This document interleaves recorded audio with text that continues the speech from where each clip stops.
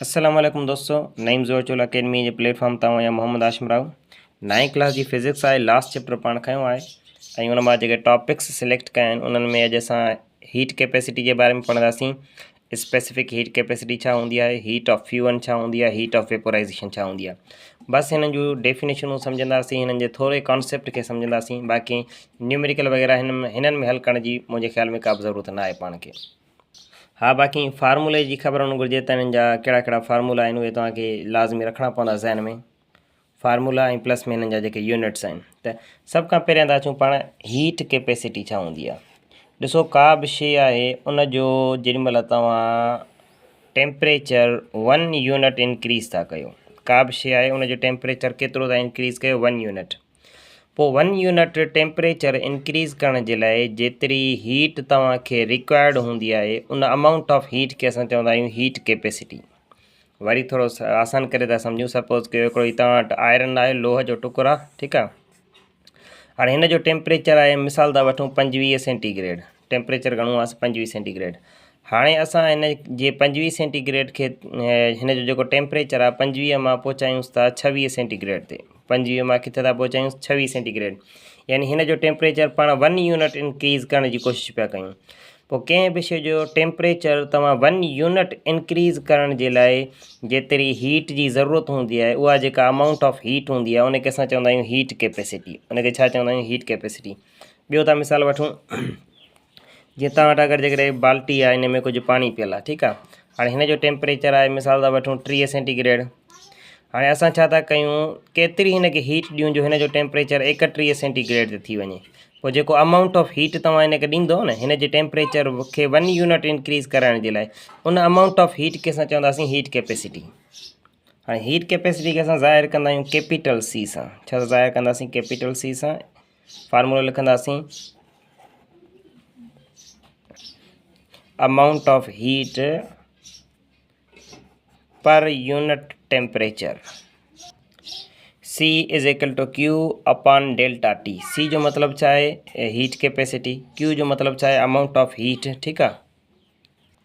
ऐं delta T means temperature जे अंदरि जेको फ़र्क़ु अचे पोइ। ॾिसो, पहिरियां ही इनिशियल टेम्परेचर आहे, ही फाइनल टेम्परेचर आहे। फाइनल टेम्परेचर मां इनिशियल टेम्परेचर कट कंदासीं त पाण खे डेल्टा T मिलंदो आहे। अच्छा, हाणे इहो त कॉन्सेप्ट थी वियो तव्हांजो हीट कैपेसिटी जो। स्पेसिफिक हीट कैपेसिटी छा हूंदी आहे। स्पेसिफिक हीट कैपेसिटी बि ॻाल्हि साॻी आहे, बसि थोरो फ़र्क़ु आहे। हिन में असां छा कंदा आहियूं, स्पेसिफिक हीट कैपेसिटी में असां कंहिं बि शइ जो टेम्परेचर 1 यूनिट ताईं इंक्रीज़ कंदा आहियूं। इहा शइ ॿिन्ही में कॉमन आहे। 1 यूनिट ताईं टेम्परेचर इंक्रीज़ कंदासीं, पर उन शइ जो असां खणंदासीं 1 किलोग्राम।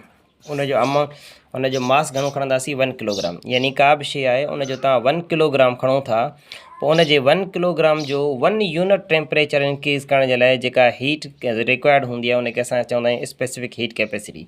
हाणे मिसाल तौर पाणी जी सॼी बाल्टी आहे, ठीकु आहे। हिन महिल केतिरो पाणी पियल आहे का ख़बर कान्हे का, यानी 1 किलोग्राम खां वधीक आहे।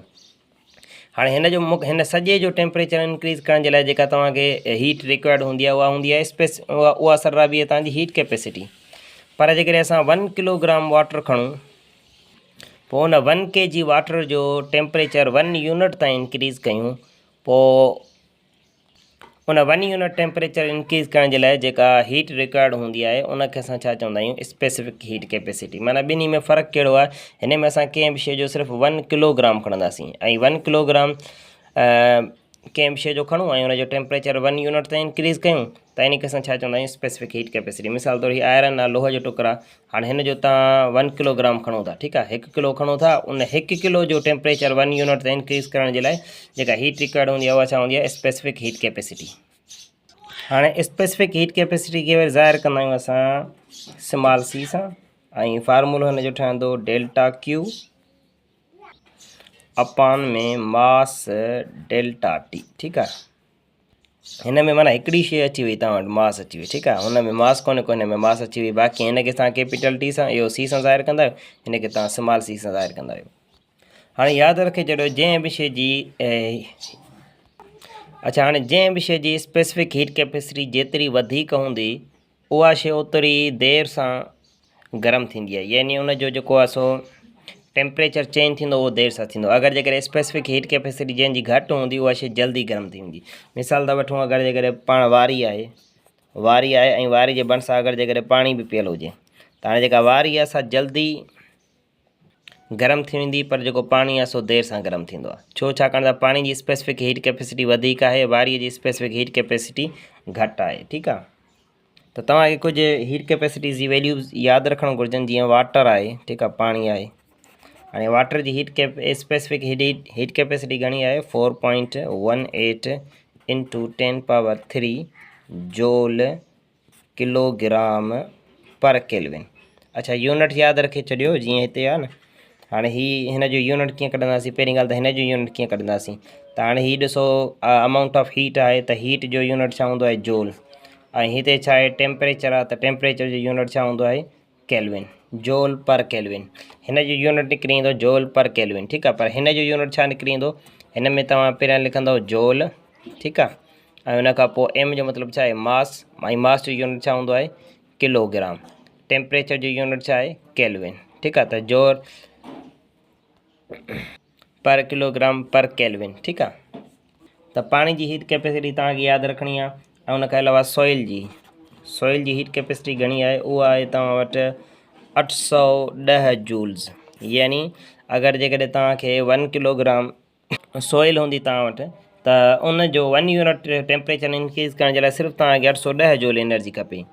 पर पाणी जो 1 किलोग्राम हुजे, उन जो टेम्परेचर इंक्रीज़ करण जे लाइ तव्हांखे 4.18 इंटू 10⁻³ जूल्स एनर्जी खपे। पोइ था अचूं पाण हीट ऑफ फ्यूअन ऐं हीट ऑफ वेपोराइज़ेशन ते। हीट ऑफ फ्यूअन ऐं ॿियो आहे असां वटि हीट ऑफ वेपोराइज़ेशन। ठीकु आहे, हाणे हीट ऑफ फ्यूअन छा हूंदी आहे? इन शइ खे सम्झण जे लाइ पाण सम्झूं था। सपोज़ कयो तव्हां वटि का शइ आहे, ठीकु आहे, जंहिंजो को मख़सूस टेम्परेचर आहे, उहा सॉलिड वारी हालत में मौजूदु आहे। तव्हां छा था कयो? हुनजो टेम्परेचर आहे था कयो, हुनखे थोरो हीट था ॾियो। हीट ॾियण सां उन शइ जा जेके मालिक्यूल्स आहिनि, या आसान लफ़्ज़नि में उहा जेका शइ आहे उहा सॼी पाण गरम थींदी वेंदी। उन जा मालिक्यूल्स एनर्जी गेन कंदा, उहा सां गरम थींदी। सपोज़ कयो तव्हां 20 जूल एनर्जी ॾिनी, त हिन जा मालिक्यूल्स कुझु गरम थी विया, यानी हिन में कुझु हीट ट्रांसफ़र थी वई। वरी तव्हां 40 जूल एनर्जी ॾिनी, तॾहिं बि हिन जे अंदरि हीट अञा कुझु वधी वई। वरी जंहिंमें तव्हां 50 जूल एनर्जी ॾियो था, 50 जूल एनर्जी ॾियो था, त हाणे हिन जा ई जेके मालिक्यूल्स आहिनि, उन्हनि में टेम्परेचर नथो अचे, यानी हुननि जो टेम्परेचर इंक्रीज़ नथो थिए,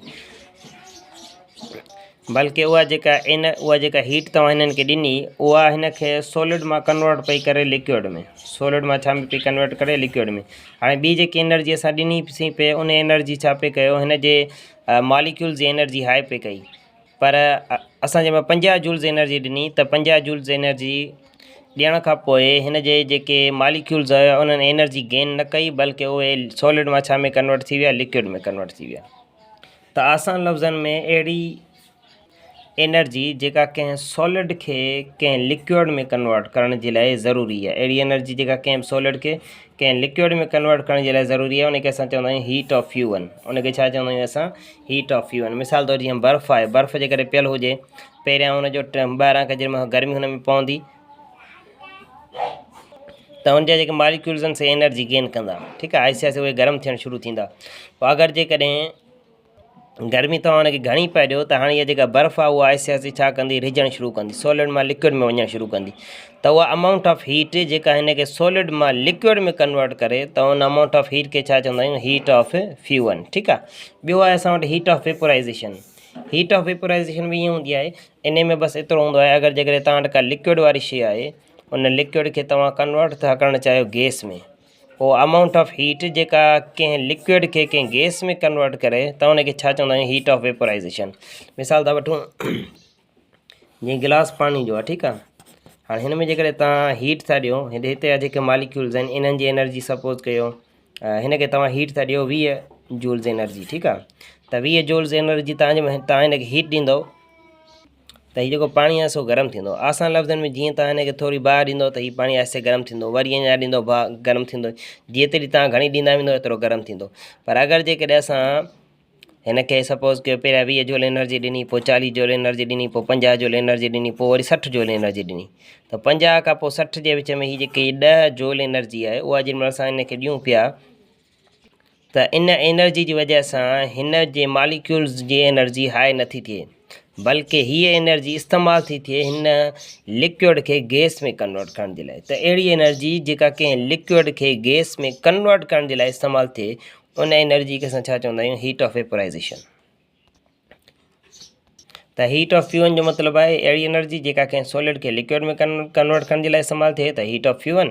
अगरि जेकॾहिं लिक्विड खे गैस में कन्वर्ट करण जे लाइ इस्तेमालु थिए त असां हुनखे हीट ऑफ वेपोराइजेशन चवंदासीं। हाणे मिसाल था वठूं, बर्फ़ आहे। हाणे बर्फ़ अगरि जेकॾहिं 0 सेंटीग्रेड ते बर्फ़ हूंदी आहे, ठीकु आहे, 0 सेंटीग्रेड ते। हाणे अगरि जेकॾहिं तव्हां 334 जूल्स एनर्जी ॾींदव त पोइ हीअ बर्फ़ छा में कन्वर्ट थी वेंदी, लिक्विड में कन्वर्ट थी वेंदी। त हीअ जेका 334 जूल्स एनर्जी आहे जंहिं हिन बर्फ़ खे लिक्विड में कन्वर्ट कयो, इहा आहे हिन जी हीट ऑफ फ्यूअन। ऐं पाणीअ जी हीट ऑफ वेपोराइजेशन घणी आहे, यानी तव्हांजी अगरि जेकॾहिं 100 सेंटीग्रेड टेम्परेचर आहे पाणीअ जो, हाणे उनखे सो लिक्विड मां गैस में कन्वर्ट थियण जे लाइ हीट रिक्वायर्ड हूंदी आहे। त केतिरी हीट ऑफ वेपोराइजेशन घणी आहे पाणी जी, सा आहे तव्हां वटि 1230 जूल्स। ठीकु आहे, हीट ऑफ फ्यूअन आहे पाणी जी 334 जूल्स ऐं हीट ऑफ वेपोराइजेशन आहे 2230 जूल्स।